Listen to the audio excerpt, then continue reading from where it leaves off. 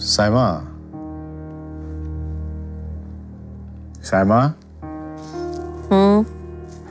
ঘুমিয়ে গেছো?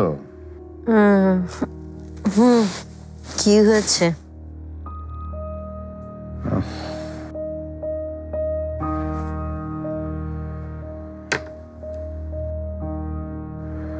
তোমাকে একটা কথা বলা হয়নি। জরুরি কথা না হলে কাল বলো।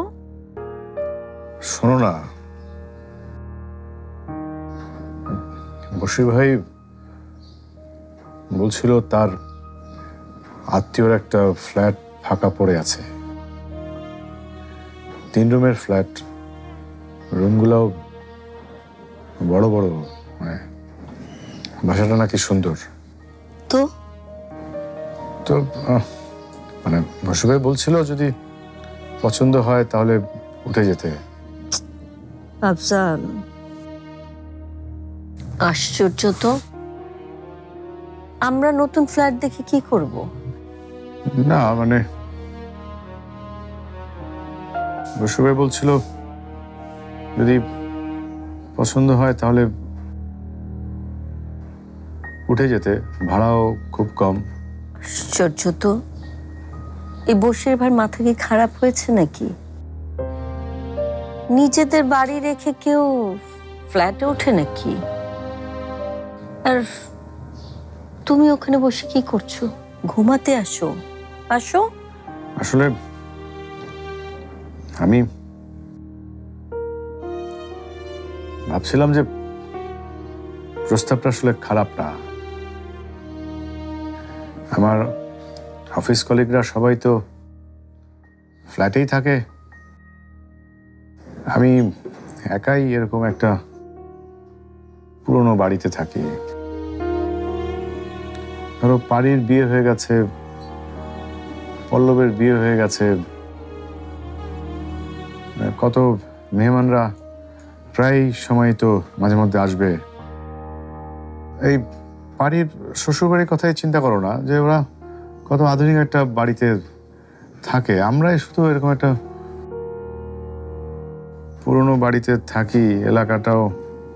আর আমাদের এই বাড়িটার কি হবে? এটা না হয় বিক্রি করে দেব। কি? না, বশির ভাই বলছিল বাড়িটার ভালো দাম পাওয়া যাবে, সেজন্যই ভাবছিলাম। আমি বুঝেছি, এবার আমি ঠিকই বুঝতে পেরেছি তোমার কথা।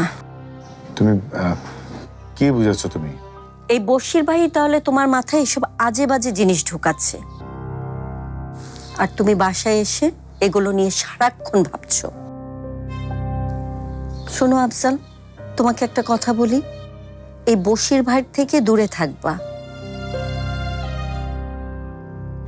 বশির ভাই নিশ্চয়ই যে রাস্তার সামনে থাকে না, যে জমির দালাল, এই বাড়ি বিক্রি করবে, এদের সাথে মেলামেশা করছে।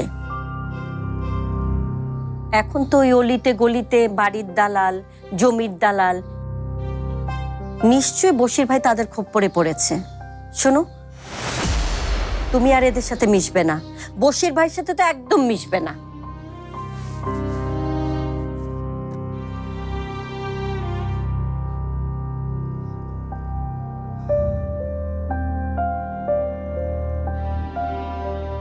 বশির ভাই কারো খপ্পরে পড়েনি, পড়েছি আমি। দেনা পাওনার খপ্পরে পড়েছি আমি, এমন এক দেনা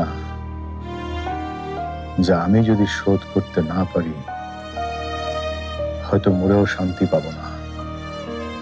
আমাকে তুমি মাফ করো সাইমা, আমাদের এই জান্নাতের মতো বাড়িটা বিক্রি করা ছাড়া আমার সামনে আর কোনো পথ খোলা নেই।